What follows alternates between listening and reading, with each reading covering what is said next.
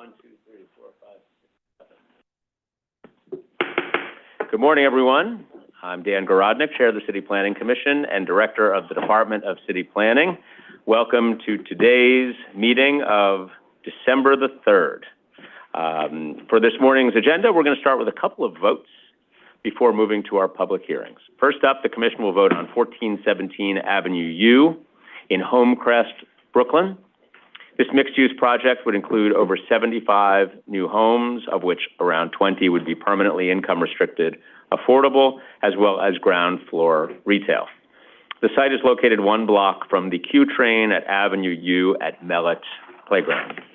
From there, we're off to Tote Hill, Staten Island, to vote on an authorization to facilitate the construction of a 2-story single-family home at 150 Flag Place.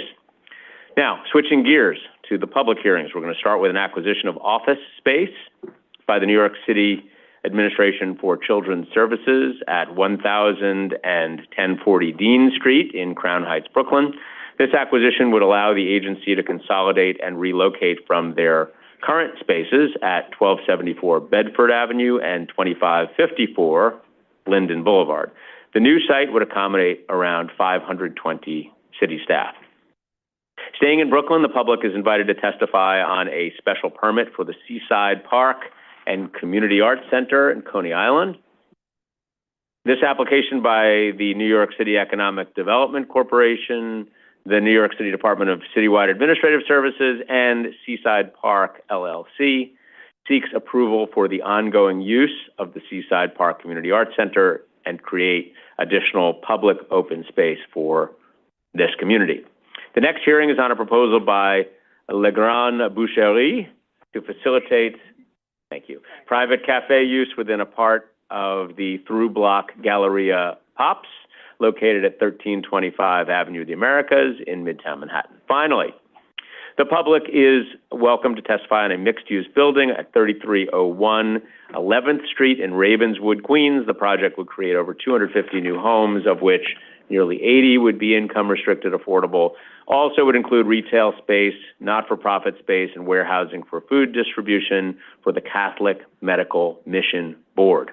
The site is close to Socrates Sculpture Park, Rainey Park, is at an Noguchi Museum, and the Q103 and 104 bus stop. So, with that, Madam Secretary, let's get this meeting started. Good morning. This is the City Planning Commission public meeting held remotely and in person in the CPC hearing room, 120 Broadway, Lower Concourse. Today is Wednesday, December 3rd, 2025, and I will now call the roll. Chair Garodnick. Here. Vice Chair Knuckles. Here. Commissioner Benjamin. Present. Commissioner Cerullo. Here. Commissioner Crowell, remote. Present. Commissioner Dweck. Here. Commissioner Gold. Here. Commissioner Goodridge. Commissioner Kermani. Here. Commissioner Mann. Commissioner Marin. Here. Commissioner Osorio. Here. Oh, Commissioner Marin on remote. Thank you. Commissioner Osorio. Here. Commissioner Ramprashad on remote. Here. A quorum is present. The first item is the approval of the minutes of the public meeting of Wednesday, November 19th, 2025. Yes. On the minutes, I make a motion to approve those minutes. And seconded by the Vice Chairman. All those in favor, please say aye. Aye. Opposed, nay. Minutes are approved. Thank you. Scheduling, calendar numbers 1 through 3, scheduling Wednesday, December 17th, 2025, for a public hearing to be held in person in the CPC hearing room, 120 Broadway, and remotely. On the resolution, I make a motion to approve. Thank you, Commissioner Kermani. All those in favor, please say aye. Aye. Opposed, nay.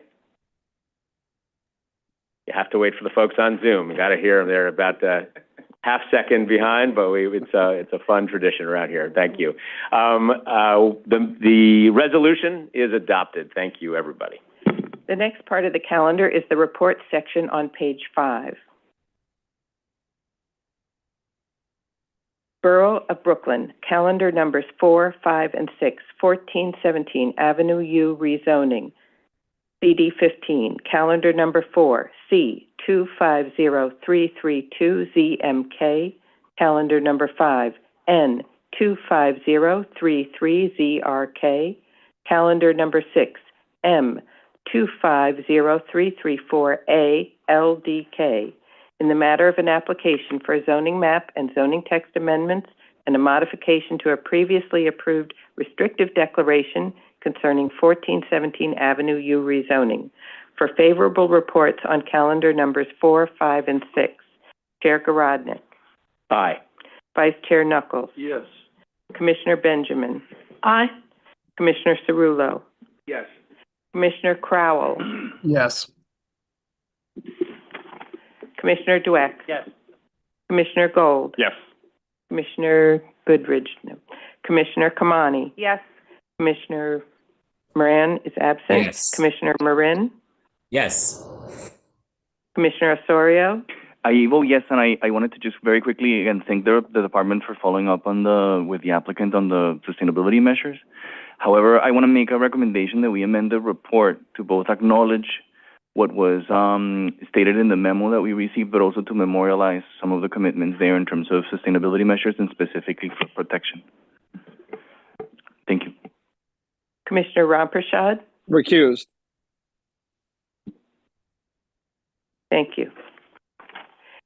Favorable reports have been adopted on calendar numbers 4, 5, and 6.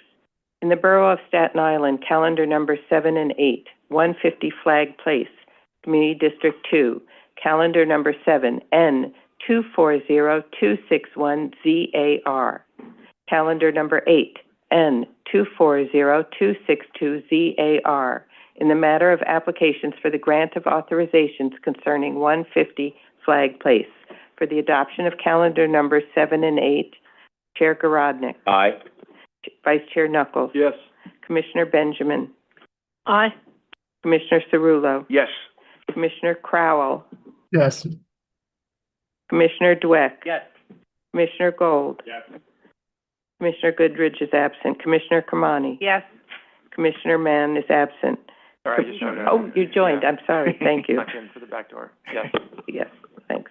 Commissioner Marin. Yes. Commissioner Osorio. Yes. Commissioner Ramprashad. Yes. The calendar numbers 7 and 8 have been adopted. The next part of the calendar is the public hearing section on page 6. Great.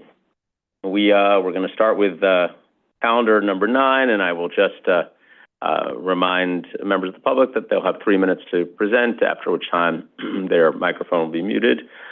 Thank you for being with us. Let me call the first item. Madam Secretary, I'm going to have you call the first item. Borough of Brooklyn, calendar number 9, ACS 1000 to 1040 and 1040 Dean Street, Community District 9, N260019PXK. Public hearing in the matter of an application for a notice of intent to acquire office space concerning ACS 1000 and 1040 Dean Street. Great. We have, on behalf of the applicant team, Alex Morgan, Marco Wu, Stephanie Gendel, Monica Rich, Tanaya Mingo, Shawnee Ashmore, and Sharice Randall. Welcome. And whenever you're ready, you can go ahead and get started.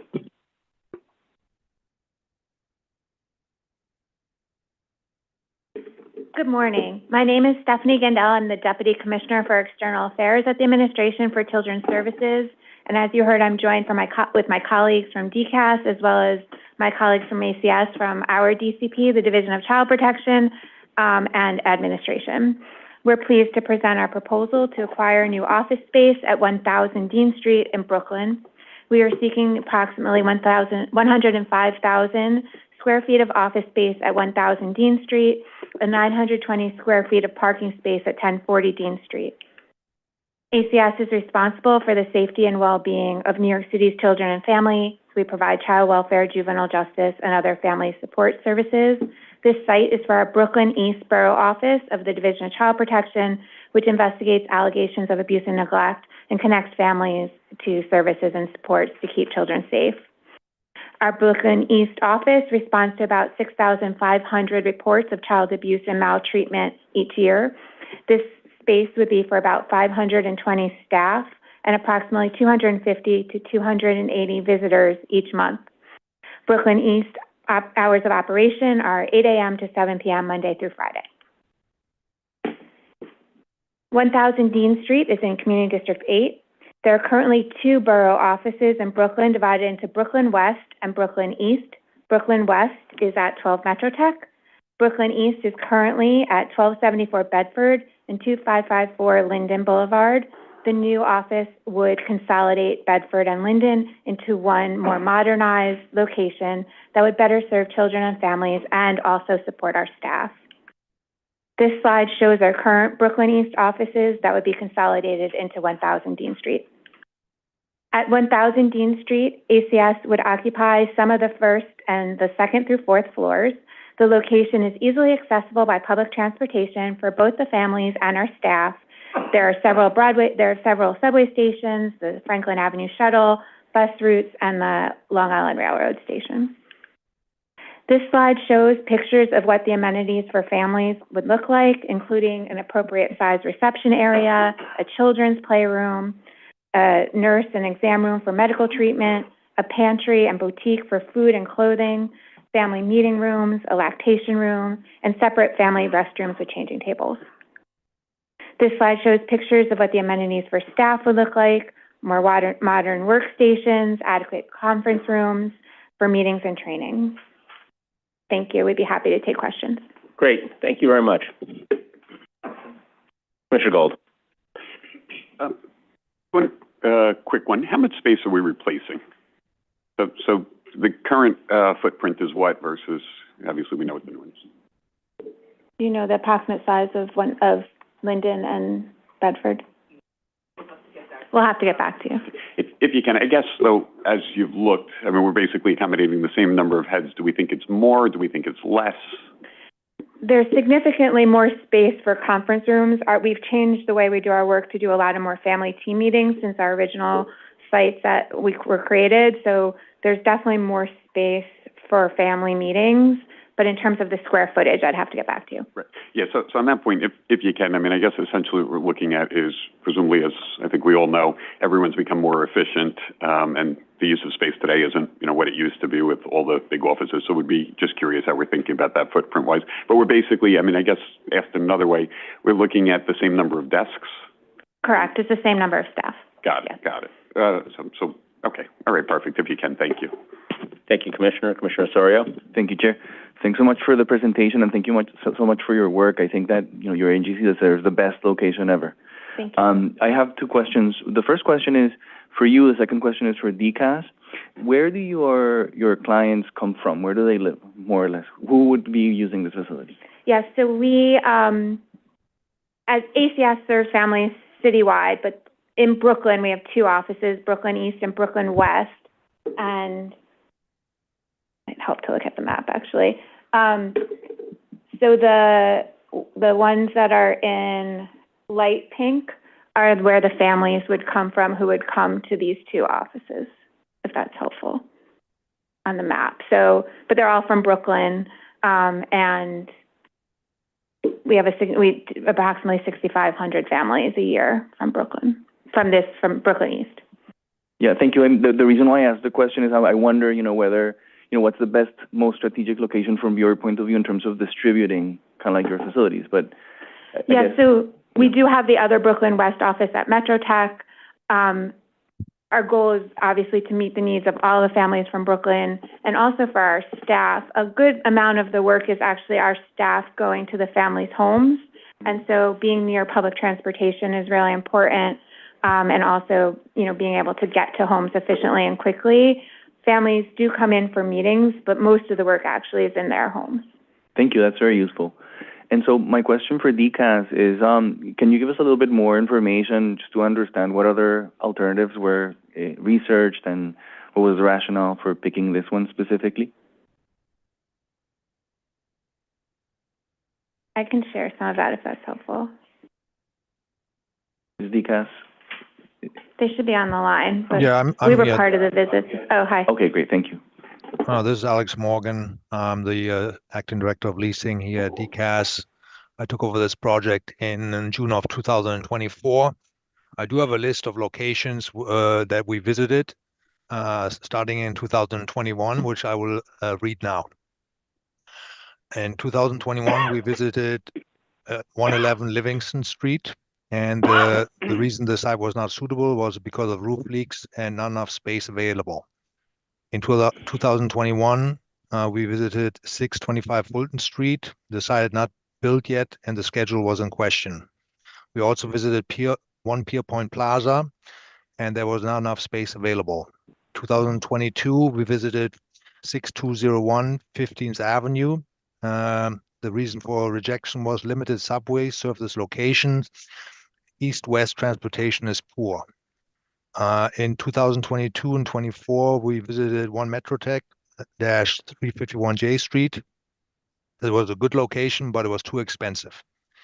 In 2022, we visited 141 Willowboy Street. The floor plate was too small, and concerns about collaboration and inefficiencies led to the rejection of the site. In 2022, we visited 181 Livingston Street. The space would be difficult for public with children access, and there was no parking, so it was rejected. In 2024, we visited 25 Chapel Street. The site was very institutional with limited amenities and would hamper staff morale. It also had no parking. In 24, we also visited 73-99 Empire Boulevard, which was under construction and there was no clear plan ahead. In 24, we also visited 2440 Fulton Street, and there was not enough space available, and it was limited subway access. In 24, we also visited 41 Flatbush Avenue. The space had large columns, which decreased the amount of usable space. There were large cracks in the existing concrete walls, so the site was rejected. And in 2024, we also visited 1000 Dean Street, which in the end was selected. It was well situated for ACS clients, parking is possible. The building can be configured to ACS standards, and there are separate entrances for staff and families. ACS police shared based on the layout, they would be able to set up their command station without issue. On-site amenities include conferencing facilities and good options for transportation. The overall outdoor work environment is inviting and offers opportunity to get out and take a walk and boost well-being and mental health. Thank you. This is very useful. I'm wondering if you don't mind sharing that information in writing. Also, if you have a map of these facilities, just to understand more or less where they are spatially. But also specifically, I wanted to ask you. So it sounds like you have a criteria, which is kind of like the last list of items that you mentioned. Why you considered that the Dean Street facility is the best one. But did the other facilities that you visited sort of like initially met the criteria? Because you in your report you state that some of the facilities didn't qualify. So I'm not understanding why would you visit the facility if it didn't meet the requirements, and what is kind of like the process that you. Well, I mean, I think basically what happens is we put out through our brokers, we put out requests, right, RFPs, and then sites are basically presented to us based on the size, right, the size requirement to accommodate those desks. But then we have to go on site to basically investigate those sites. And when we took ACS on site to investigate the actual situation on site, we found issues with these sites and they were ultimately rejected. What we did our due diligence on all of these sites, but they were rejected because, certain reasons, either they were in poor condition, the floor plates would not allow us to put the desks in. We would have to basically, for example, if there's a small floor plate, we have to go on many, many floors with hampered collaboration, etc. So they all had their reason to be rejected by ACS. Thank you. That's useful. So it's kind of like a two-step process. First, you find facilities for space, and then you go visit them to see if they meet the other criteria. Is that right? Yeah. That's the first two steps. Obviously, that's followed by negotiation and financials, which are very important for the city as well. Yeah, thank you. That's very useful. If you don't mind sharing the information about the list of sites with the addresses, and if you have a map, that'll be great. Happy to do so. Thank you so much. Thanks. Thank you, Commissioner. Commissioner Rampersad on Zoom. Yes, thank you. I had similar questions as Commissioner Rosario, and thank you for the responses to that. I just have two other follow-up questions. Number one, can you just explain the terms of the lease, proposed lease for this new location? We have not signed the lease at this point, so I'm not able to share the economics at this time, but it's for 20 years. 20 years. And my last question is, in terms of if you do select and this goes through, what is the timeline to get everything fully operational within this building? We're projecting for ACS to occupy the building in 2027, between Q2 and Q3. Thank you. Thank you, Commissioner. Follow-up from Commissioner Gold. Sorry, thank you. This also just a follow-up question for DCAS. So if we don't know how much space, would you know how much space we're replacing? If we don't know how much space we're replacing, how did we figure out how much space to look for? Like, how did we come up with this number of 100,000? Well, basically, we have the desks. And according to DCAS standards, city standard, every desk has a certain number of linear feet that it needs to be long. And there's a certain amount of space that's allocated to each employee, city worker. So you multiply the desk square footage by the desks, and then you have meeting rooms, etc., that you add. So basically, there's a system for that. So the other location, oh, okay, sorry, someone else is coming up. Maybe Yes, you can sorry. help. Hi, Okay. Monica Rich. Hi, Monica. There's a program that was written, which included all these amenities that Stephanie has alluded to that our ACS staff require, and all the things for the public so all of these things have square footages attached to them. So that was the program that was, that DCAS also reviewed. Got it. So then when we looked at the other locations, were those also the similar foot? Were they also 100,000 square feet of space, or were they more, were they less? Were some buildings, because I would think some building footprints are more dynamic, some will fit better, some... Right. I guess what I'm trying to get at is just, I know there was a process here, but we were just looking at... DCAS had that program and basically used it for all the different sites. That program with the square footage. Got it. Right. Got it. We know that rentable square foot is calculated different by different people. Right. Of course. That's so. I guess if I could just ask, when the answers are compiled for Commissioner Osorio, would love to just get a sense for were those similar footprints or different footprints or square footage. It's hard for me to fathom that we don't know how many square feet we're replacing, right? We're here to ask for space. Maybe we're taking less, maybe we're taking more, but no one's been able to, I know we'll come back with that, but if we're to approve this change, it's a very necessary piece of information that, if it's not being given to us, then this is just looking for a rubber stamp. So I feel like, I don't know if others agree, but I feel like we need more information on Also, this. DCAS probably has that too, so. Yeah, we will definitely get back to you with that. Okay, thank you. Thanks, Commissioner. Okay, I don't see any other questions, so thank you very much for being with us today.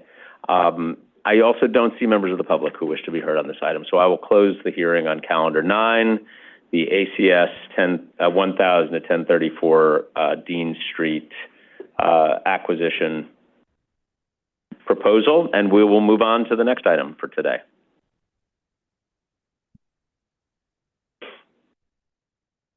The second public hearing item will be calendar numbers 10 through 14, Seaside Park and Community Arts Center special permit, a 10-minute team presentation, and the applicant team is in person. Great. Welcome. Nice to have you all here. We have Alan Newman, Amy Jin, Eric Gardner, and Gregory Veingert. Welcome, and whenever you're ready, you have 10 minutes. Hit the button on the base of that microphone, right at the base. Good morning. Thank you so much, Chair. Good morning. My name is Gregory Veingert. I am the Brooklyn Borough Director for Government and Community Relations at NYC EDC, and I'm joined by my colleagues, Amy Jin, who is on our land use team, and my colleague, Eric Gardner, who is on our asset management team. Thank you guys for allowing us to present today. So we're here to present the Seaside Park and Community Arts Center special permit. This is not the right presentation. Give us a second. All right, no problem. Let us, we'll kill you back up to 10 minutes. Let us make sure we have the right thing in here. Unless you want to talk about 3301 11th Street, in which case, I'm not familiar with that project. okay, all right, well, then we'll spare you. Trying to figure that orientation. Yeah, no, that's true. It was curious. Okay, I think we now have the proper presentation Correct. up. You can go ahead and kick it off again, but we're ready for you. Sorry about that. Correct. Thank you so much. Once again, my name is Gregory Vangert. I am the Brooklyn Borough Director for Government Relations and Community Relations for EDC, and I'm joined by my colleagues Amy Jin, who is our land use team, and my colleague Eric Gardner, who is on our asset management team and oversees the Coney Island portfolio. So we're here to present on the Seaside Park Community Arts Center special permit. So as you can see, the applicants are Seaside Park LLC, NYC EDC, and NYC DCAS. So on the next slide, you'll see kind of the surrounding context of where the amphitheater is, and kind of the different things around it. As you can see, the Abe Stark Sports Center is there, the famous Riegelman Boardwalk, as well as the landmark Childs Building and the surrounding neighborhoods. And then kind of to the far, I guess you would call it east, or maybe that's west, is Maimonides Park, where the Brooklyn Cyclones play. A little bit of background on the amphitheater. In 2013, the then Brooklyn Borough President Marty Markowitz allocated funds for a site acquisition of this amphitheater. The project was intended to serve as a catalyst for continued investment in Coney Island and support the city's redevelopment goals for the area. The original ULURP approval was in 2014, which included design that included a temporary retractable roof that could be removed during the off-season. The roof proved infeasible based on Department of Buildings requirements, so Safehold, which is the current operator, built a permanent roof. The current 10-year special permit commenced on June 2016 upon receipt of the TCO. So I'll pass it over to my colleague Amy to talk about the proposed land use actions. Hi, my name is Amy Jin. I'm on the land use team at EDC. So these are the following proposed land use actions for this project. We're seeking a zoning text amendment to the section 74, 182, 131.16, and 131.60 to permit an arena in excess of 2,500 seats. We're effectively moving the special permit out of the Coney Island Special District section into Article 7, Chapter 4.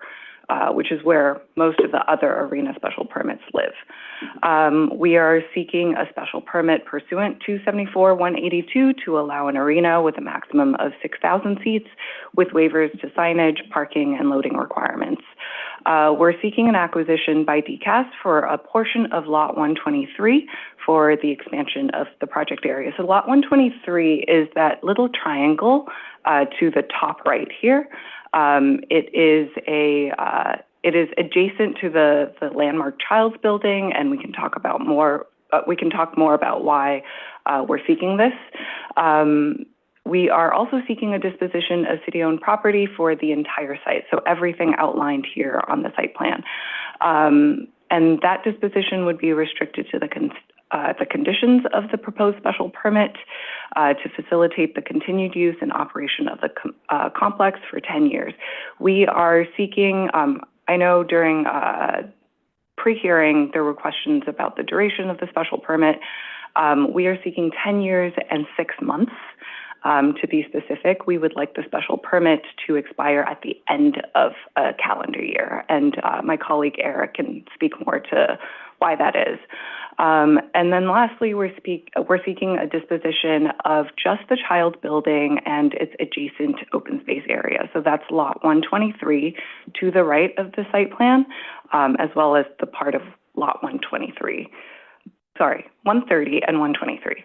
And this disposition would not be subject to the special permit, and it would allow the city to continue operating and maintaining the Child's Building in perpetuity. As I mentioned, the Child's Building is a landmark building, and as Greg mentioned, it has previously fallen into disrepair and has been since restored, and so we just want to ensure that the building continues to be tenanted past the useful life of the amphitheater and can be used in perpetuity.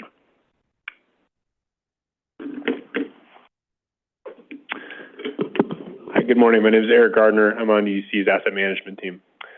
We wanted to provide you just a brief overview of the assets itself and some site context. So Safehold, now known as iStar, built the amphitheater and restored the LPC landmark Childs building. In 2014, DCP granted a special permit to operate the amphitheater for 10 years. In terms of its current uses, the amphitheater is a 5,000-seat covered open-air venue that's leased to Safehold and is operated by Live Nation. They've hosted performances by a variety of artists ranging from Sting to the Beach Boys to Ice-T and the Foo Fighters, among others. And there are also community-based events that include graduations, film screenings, the Mermaid Parade Ball, and the Pizza Zoo anniversary party. The Childs building, which is integrated into the amphitheater itself via a stage and immediately adjacent, is 56,000 square feet. This includes a rooftop space. It is leased to Safehold, currently subleased to Live Nation, and it has been operated as a restaurant space by the subtenant. Later this month, EDC will be putting out an RFP to find an operator or a consortia of operators in the entertainment and food and beverage industries that hopefully have innovative ideas for how to make these two assets work together and improve the performance and better activate the asset. Our goals are threefold.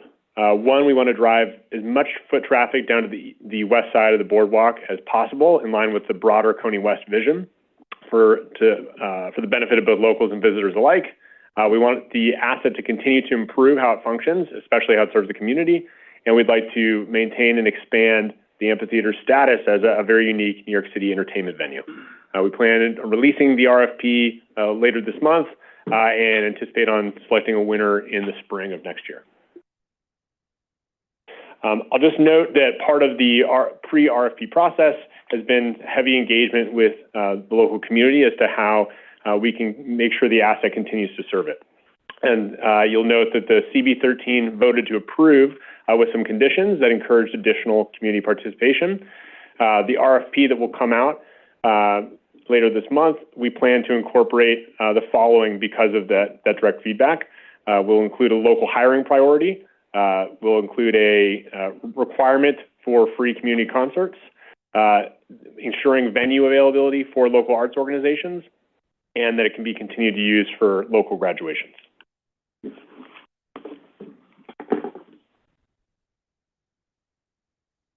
Awesome.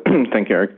So just to wrap it up, this is our last slide. Just to one more time go over the proposed project, approval of the as-built Coney Island Amphitheater per new special permit with waivers for signage, parking, and loading, and then an enlarged project area to include additional open space on the site as well as a portion of lot 123. That is our presentation. Happy to take any questions. Thank you. Great. Thank you very much. Starting with Commissioner Osorio. Thank you, Chair. Thanks so much for the presentation and the materials. I had a couple questions. The first question has to do with your response to the community board's conditions. You know, with one clarification, I don't think that they're asking for more participation. I think that they're asking for more accountability. Specifically, I would love to hear your response in terms of the annual community accountability item, the local hiring policy, and the community advisory committee. What is generally EDC's response? Sure, I'll let Eric handle the first one, and I think I can talk about the CAC portion of it. You want to say something? Sure. So for the accountability portion, one of the things we did is ask for a list of local community arts organizations, and then from CB13, and then we'll be publishing that as part of the RFP, and specifically asking for respondents to show evidence of engagement with them as to how that informed their response. And then in terms of the CAC, we're more than happy to make a requirement that there be a report to the community board periodically about the space itself and the programming attached to it. What do you want to add? And what about the other important recommendation here, the creation of the community advisory committee and some of the local hiring? In other words, are you open to including these conditions in your RFP Sounds So like. I think that the local hiring portion of it is Yes. an RFP. Yes, the local hiring portion will be an RFP. In terms of the CAC, so I actually live in Cornell, and I used to sit on that community board. So when we presented to them, the CAC was very divided. I think they included that just because the land use committee kind of didn't want to go on a debate back and forth with some of the members of the board. I think it would, because of the way the amphitheater is and some of the activations, it might be a little difficult to have a CAC only because it's already a little bit, you know, it takes a lot of effort to actually get acts there and kind of activate it, and then having another kind of oversight on top of that would make it difficult. But we're open to it, and we told the chair, Jeff Sanoff, as well as the district manager, that we'll talk about it. But it doesn't seem like out of all these conditions, this is the one that they want the most, right? Like that they're gonna like the hill that they're willing to die on. But again, we'll continue having those conversations, and again, I'm very close to them, so I'm always open to, you know, talking to them. Thank you. I appreciate that and certainly encourage you to take them seriously. You know, they're giving you support, but these conditions are conditions. So absolutely. Thank you for that. Then the other question that I had to do with, so has CDC conducted an evaluation of the original Coney Island rezoning plan in terms of the overall, you know, goals of the rezoning, but also what was specifically intended for the sub-districts? Has that happened? Do we know how much of that has been accomplished? I would have to get back to you on the overall, but there are several parts of the rezoning plan that have been, like, for example, like the parcels that need to be turned to development. We just announced a developer for Site A, so that's one of those options. The resiliency part of it, there's a Coney Island Creek kind of resiliency project that I could get more information on you. That's also part of that. And there are kind of several different factors there, but if there's anything specific about it, I could definitely get it back to you in writing. But those are definitely two things that for sure have been moving since the rezoning. Thank you. I would love to, my last question, if I have another question, is about the resiliency measures. But in terms of the original rezoning plan, I'm interested in whether the economic development goals have been met, or where are we in that regard, and whether or not there's been displacement or gentrification. What's been sort of like the result of your assessment of whether or not the initial goals have been met, and whether the strategy's worked or not. I'm just really interested in terms of the context of where this is happening. Absolutely, yeah. We'll get back to you on that for sure. Thank you. And then just the final question is really, so I just want to make sure that that I understand what is the plan to protect the site, or the investment in terms of a sea level rise and storm impacts and inundation on the site. That wasn't in the materials that we received, so I'm wondering if you can expand a little bit on that, or share additional information. Sure. So I spoke to the current operator as well as the entity that built the site. So currently for resiliency measures, it was built after Sandy. So right now, for like door safety, so there are metal barriers for the doors that will prevent them from flooding. And on top of that, all the outlets, like the electrical part of it, is 5 feet above like ground level. So to protect kind of the electric and prevent any type of, you know, God forbid, like a fire or anything like that. So those are currently in place now. 5 feet above base load elevation, or 5 feet above what? Hold on. Is it 5 feet above base elevation? Yes, it's 5 feet above street level. 5 feet above street level. Okay, then maybe if you can just share a little bit more, and just to understand exactly what's the level of flooding expected, or maybe the Sandy level inundation, that would be very useful. Okay. And then the other thing is there are you anticipating to use this site for any type of emergency management operations or the alike in a post-disaster scenario? What's kind of like the plan there? It sounds like an important asset, and given sort of like what was experienced during Sandy, it sounds like an interesting opportunity. Has the city considered anything in this regard here? Anything sort of emergency, using as emergency management or anything like that? It's never been discussed to my knowledge, but it would be an excellent site. Yeah, I certainly encourage you to consider that. Yeah, and you can let us know what you think. I appreciate it. Absolutely. Thank you. Thanks, Commissioner. Other questions? Okay, thank you very much. We're going to just do a little bit of business before we take any extra steps here, but you all can have a seat. Thank you very much for your presentation. Thank you so much. Madam Secretary, you want to put those numbers into the record? Thank you. For the record, we heard public hearing on calendar numbers 10, 11, 12, 13, and 14, Seaside Park and Community Arts Center Special Permit, CD 13, calendar number 10, C260026 ZSK, calendar number 11, C260027 PPK, calendar number 12, N260028 CRK, calendar number 13C260029PQK, calendar number 14C260012PPK. Thank you. Okay, you got it. I do not see members of the public wishing to be heard on this item, so we will now close the hearing on calendars 10 to 14, the Seaside Park and Community Arts Center, a special permit, and we'll move on to the next item. Thank you. The third public hearing item will be calendar number 151325, Avenue of the Americas text amendment. There'll be a 3-minute presentation. Borough of Manhattan, calendar number 151325, Avenue of the Americas text amendment certification, CD5, N240303VRM, public hearing in the matter of an application for a zoning text amendment concerning 1325 Avenue of the Americas. Great. We have Kieran Meehan and Neil Weisbard. Welcome whenever you're ready. Good morning, Chair Grodnick. Commissioners, Neil Weisbard from Cyfar Shaw on behalf of LeGrande Bougerie, who has filed a text amendment application and design modifications to permit an open-air cafe within the POPs located at 1325 Avenue of the Americas. The Galleria is located within, which some people know as 6.5 Avenue, which is in the base of the 1325 Avenue building, which is a 640,000 square foot, 35-story office building. The building was constructed pursuant to a floor area bonus by providing a approximately 6,700 square foot public Galleria space. And in 1996, CPC approved a text amendment that eliminated public Gallerias as bonus amenities and omitted the section which the Galleria was subject to. Currently, 81-231, the zoning resolution, only allows open-air cafes within plazas and not through-block Gallerias. The applicant proposes to amend the text to allow open-air cafes within a through-block Galleria and thus be eligible for a chair certification pursuant to 3773. In addition to the subject through-block Galleria, there are also 2 other Gallerias in 6.5 Avenue that will be subject to the proposed text amendment, one located at 135 West 52nd Street and one at 1285 Avenue of the Americas. And if a restaurant wants to have an open-air cafe in one of these spaces, they will need to go through a separate certification process.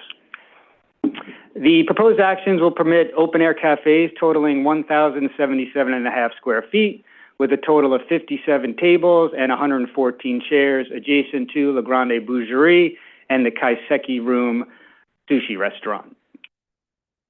The application also seeks modifications to the original certification and installed the following improvements: movable planters, new benches, new trash receptacles, movable heat lamps, lighting features, new decorative pavement treatments, and decorative entry paneling at both ends of the gallery on West 53rd and West 54th Street. The picture on the left is before LeGrande Bougerie did the improvements. Prior to their improvements, it was a rarely used public space. They truly beautified the space, as you can see, with the beautiful decorative pavements and the paneling and the lighting and the heating, and it's really become a destination for tourists in New York City. The application is requesting, as I mentioned, an amendment to 81-231 to allow kiosks and open-air cafes in through-block Gallerias, and Gallerias that are not open to the sky. This is not subject to this hearing, but the application also satisfies all the requirements of 3773. The Borough President issued a favorable recommendation. Finish your thought. Yep. Community Board 5 disapproved the application, but was in favor of the application, provided a sign is installed indicating that bathrooms are open to the public. The restaurant currently and historically has allowed their bathrooms to be used for public use on demand. And it's important to note that there is no bathroom within the POPs itself. These bathrooms are located within the restaurant. The applicant is opposed to the signage due to concerns that with today's social media and travel guide postings, a permanent sign would turn the restaurant into a public bathroom destination, creating serious operation and liability issues. I'm here with Kieran Meehan, the architect, and we're here to answer any questions. Kieran doesn't need to speak. Great. Okay. Thank you very much for that. This you said the bonus no longer exists in the zoning resolution. Correct. And this text change would affect 2 other through block gallerias, is that correct? As you walk down 6.5 Avenue, there's 2 other gallerias, and they could now, if they were restaurants within those spaces, they could apply for the certification. Okay. All right, let me go to Commissioner Goodrich. All right. I need some visual help about what this looks like. So the cafe is in the pop. Okay, great. Yeah, the cafe is in the pops, right? It will occupy a portion of the pops, which is allowable pursuant to a chair certification. I'm asking this because I'm trying to understand. I agree with the community board about the restroom part. So I'm trying to understand the location of the restroom, which would be where? So the restaurant, to get to the bathrooms, you have to actually go. So the open air cafe is outside of the restaurant, adjacent to the restaurant, but within the public space, privately owned public space. In order to access the bathrooms, you have to actually go inside the restaurant. Okay. And the restaurant is not connected to the open air cafe, or they are? It is. It's adjacent. I'll bring up the plan. It might help. So the lower part of this plan is, you can see the restaurant is on the top of the plan. That's inside, where it says restaurant. The cafe is located outside the restaurant, inside the through block galleria. And the outside cafe is part of the restaurant? Yes, it's an accessory to the restaurant. So this is what I'm trying to understand. So then, because essentially it is part of the POP, we have had some questions about POPs. You know, if there's going to be a POP, it should have a public restroom. So this, I'm trying to understand, why wouldn't there be a public restroom? Well, it would have to be constructed. There is no bathroom within the POPs now. There's no requirement to have bathrooms in POPs. Okay, so the POPs is not inside so the bathroom right now is inside the restaurant, which Exactly. is not part of the POPs. Exactly. It's Okay, a private that's why space. I wanted a visual, and I'm sorry, I wasn't here on Monday for the... No problem. The plan you can see a little better from that plan. So the restaurant is to the north, and the top of the plan, where that red line is, that's the Galleria space, which is privately owned public space, open to the public, and the cafe will be placed there. So then let me ask, I think you were getting to answer this, what about building a public a restroom outside where the open air cafe is? Well, the La Grande Boucherie is a tenant, and that would be the building owners. A question for the building owner. That would maybe when this comes up for recertification, but that hasn't been brought up to this point, and to build. I mean, it sort of has, because the community board is asking for it, right? Right. The community board is saying that they voted overwhelmingly against it because there's no public restroom, and that's why I was asking to get a visual. So I guess what you're saying is the restaurant restroom doesn't count as a public restroom, so then they're asking for a public restroom, which I guess, according to the applicant, would be outside the restaurant, which is by this open air cafe. So my question is, okay, so the community board has brought this up. They have voted overwhelmingly against it because of this reason. And apart from that, there is a real issue about if you're going to have a privately owned public space, you know, there should be a public restroom. So what is the applicant's, plan or thought about having a public restroom? And this isn't a new question. The community board has brought this up from at least months ago. Well, we'd have to talk to building ownership about installing a bathroom in that privately owned public space. As I mentioned, it's not a requirement under any of the provisions of the zoning resolution, but we can speak to ownership of the building. Okay. But that's up to you. I will note that I think what the community board was asking for was access to the indoor Correct. restroom for the public. They just want a sign saying that those bathrooms. And you noted, at least the applicant's perspective as to why that was undesirable for the applicant. On the subject of constructing a physical additional change into a privately owned public space, that also would require a separate legal process to be considered, which is not present here. Yeah, Right, yeah, you would need to modify the It POP. would be another modification. That's correct, okay. Yeah, Commissioner Goodrich, go ahead.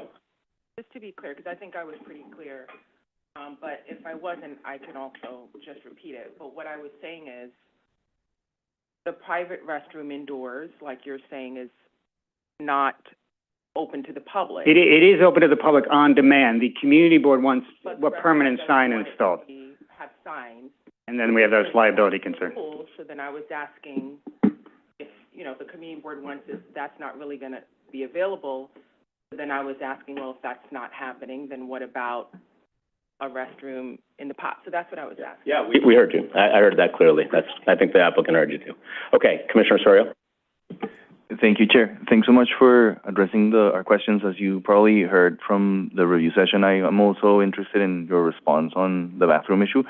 If you can help us understand, as Commissioner Goodrich asked, the response to whether there could be, public access, permanent public access to the existing bathroom, and/or what can the applicant do to accommodate the condition or the request from the community board, that would be great.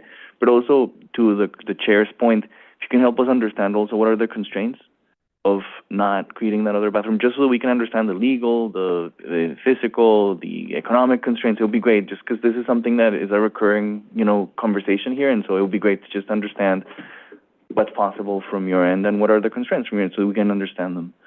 Go ahead.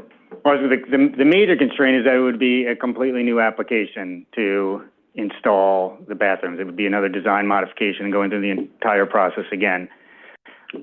The constraints of putting a sign up, the community board actually just asked for a sign.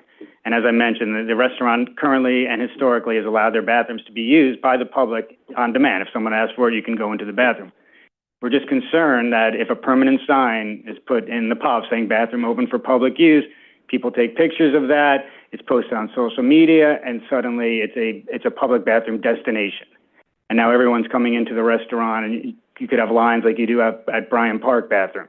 And it just... But that's what a public bathroom is. I mean, it should be just open to the public. Anyway, if you can share kind of like your insight, I'm really just interested in understanding from your point of view that's the big issue, because this is, again, something that is, recurring. I would like to understand. I just had another quick question, if I may, which is, the community also asked for extending the hours of operation beyond the minimum required, arguing that, there's members of the community that work non-traditional hours. And so I'm wondering what's your response to that? Well, the restaurant's open from 8 a.m. to midnight every day, and then 9 a.m. The POPs, the actual... The POPs will be open as long as the restaurant's open during those hours. Okay, so just to be clear, what is going to be the schedule for the... It's 8 a.m. to midnight during the week and 9 a.m. to midnight on Saturdays and Sundays. And that's as long as the restaurant is open, basically. That's the schedule of the restaurant. Okay, thank you. Appreciate that. Thanks, Commissioner. Commissioner Marin. Thank you, Chair. So my first question would be and I don't know if you can answer the question. I know this is building ownership, but what signs are there that indicate that this is a through block arcade? There's signage on both ends of the through block Galleria, the required public signage on West 53rd and West 54th Streets at the entrances. Yeah, the reason why I'm asking is because unless you know that this is a through block arcade, right? I may know that it's a through block arcade and I need to purchase something to maybe use a bathroom because I have to. I understand that. I also do understand the fact that you're the applicant for the restaurant and not the building owner. So some of the requests that we're looking to have honored, like a public bathroom, would not be on the rental tenant, but actually on the owner. And we do understand that it's difficult to have a plethora of folks trying to use a bathroom, specifically when it's made public. But I do also want to state that we continue to encourage public bathrooms in public spaces, because to me, this does not feel like a public space. Just by the look, the way it's situated. That's why my first question was, what sign is there on the building that indicates that this is a through block plaza? So I would encourage you to speak to the owner, letting them know that we have requested that bathrooms may be considered, may not happen in this application, But any thought and consideration to that would be greatly appreciated, because I can see there's a juxtaposition of who owns what and who's responsible for what here. And to note, I will almost assure myself that when this was built, the Through Block Arcade gave the building a bonus. I'm sorry, say that last part again. When the Through Block Arcade was built, I am sure that the building received a bonus as a result. So these are some of the things that we consider as we go along making these decisions. Thank you, Commissioner. Commissioner Mann. I'm just going to pile on here a little bit, Neil. Just on this issue of being reluctant to put up a sign that says, public bathroom. There's 117 covers you're adding to this through block galleria of space, right? Is that the number of seats? I understood. Yes. Yeah. So you're adding 117 seats, and public, and in a space that, as Commissioner Marin pointed out, received a floor area bonus, which isn't allowed today to exist.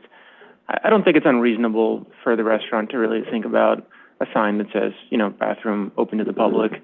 I suspect that's not going to create the kind of flooded condition you're worried about at Bryant Park, which is a different context. I mean, I think every tourist knows that Starbucks has bathrooms they can use. I don't think it creates disastrous conditions for Starbucks around the city. So I think it's appropriate that the applicant consider adding a sign that indicates that it's public, given that, we're adding a significant amount of new private revenue space, that's not receiving any public benefit as far as I can tell. So I think we'd ask you to give that a real thought here, because we will. I'll revisit it with the restaurant, and we'll get back to you in writing. Yeah. Okay. Thanks. Thanks, Commissioner. Okay. Oh, I'm sorry, Commissioner Dweck. Is there a projected increase in the rent for taking over this new space? Well, they've had this space since 2017. So to now use the thoroughfare as a cafe for the I'm not familiar. 117 seats that they're going to be adding. Paying an increase in rent. I don't believe so. The restaurant has been operating as such, so I don't believe there's an increase in rent. I'd have to get back to you on that. And by code, wouldn't there be a necessary increase in bathroom space? I mean, maybe you would have better information than I do. By the addition of this 117 seats, is there a minimum requirement per seat to bathrooms? I don't know the code requirements. I can also get back to you in writing on that as well. Thank you. Thank you, Commissioner Dweck. Okay, thank you. Thanks for being with us today. Thank you. Appreciate it. I see no members of the public wishing to be heard on calendar 15 at 1325 Avenue of the Americas. So we'll close the hearing on this item and move on to the next and last item for today. Thank you, Chair. The fourth public hearing item will be calendar numbers 16 and 17, 33-01 11th Street rezoning, 3-minute team presentation. Borough of Queens, calendar numbers 16 and 17, 3301 11th Street rezoning, CD1, calendar number 16, C240334ZMQ, calendar number 17, N240335ZRQ, public hearing in the matter of an application for zoning and zoning map and zoning text amendments concerning 3301 11th Street rezoning. Great, thank you. We have Richard Bass. Welcome. Whenever you're ready. Chair, Vice Chair, Commissioners, I'm Richard Bass. I'm with the firm of Ackerman, LLP. I represent Catholic Medical Mission, who operates a storage facility at the site. Currently, they provide medical equipment to developing countries. This application is a zoning map change and a zoning text change to continue their mission of providing medical services overseas, consolidate their offices onto the site, and create needed housing. I just want to stay on this slide for a second. When you look at the north, west, and south, those are rezonings that this body approved, the City Council approved, the Community Board and the Borough President approved. To our east, I understand there's another application. So we're kind of the hole in the donut, so to speak, which makes reasonable sense. Also, this area was zoned R5 back in 1960 and studied in the late 50s. So we're talking about an antiquated zoning that's probably close to 70 years old. Here's the site. It's between 11th and 12th Street, 33rd Road, and 33rd Avenue. Here's the land uses. As you can see, even though it's zoned residential, most of the land uses in the area are industrial. Pictures of the site. It's a one-story warehouse. More pictures of the site. Here are the actions. We're changing to an R7A, M14, and MX zone, and we're going to amend the zoning text to MIH. In our application, we chose options 1 and 2. I know the community board and the city council will want option 1. We're not adverse to that if the planning commission voted that way. On the left is the existing zoning. You can see the R5 is literally the hole in the donut. Our actions would produce a 10th story building with 258 dwelling units. 66 would be permanently affordable. In early discussions with the community board, they urged family-style housing. So 42% of the units are 2 and 3 bedroom. The light industrial, to the vice chair's question on Monday, really will allow Catholic Medical Mission to come back on the site to continue their mission. There will be some local retail, and they're right now, I don't know why their offices are on Wall Street, but they really want to be in this building. Here's a floor plan showing the center of the site will be the warehouse. Some massing diagrams. Finish that thought. 10 more seconds. Yeah, go ahead. Some illustrative renderings. And the unit breakdown. Again, I want to highlight that we're at 42% of the units are 2 and 3 bedrooms. This community board likes early and often consultation. We met with them before we were certified, and we amended our application. Thank you. Thank you very much. Let's go to Commissioner Vice Chair Knuckles. Thank you, Chair. Good morning, Richard. Good morning. The developer is Catholic Charities. They're the owners of the site. Because they're not developers, they will ultimately partner with someone who will construct the actual building. Is there going to be a preference for their employees in terms of the housing units here of any kind? I'm not sure we can legally do that, but that's a good question. Okay, I'd just like to know. And in terms of outreach, what kinds of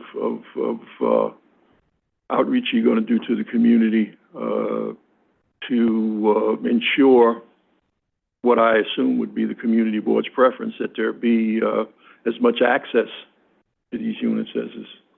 Well, in terms of community board access, I mean, not community board access, community-wide access.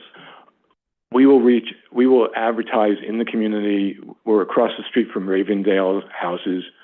We will do outreach with their leadership. This is a community board I've been working in for 30 years, so I know the right people to reach out to. We will do above and beyond what is required by HPD for the lottery. Okay. Thank you, Vice Chair. Commissioner Goodrich.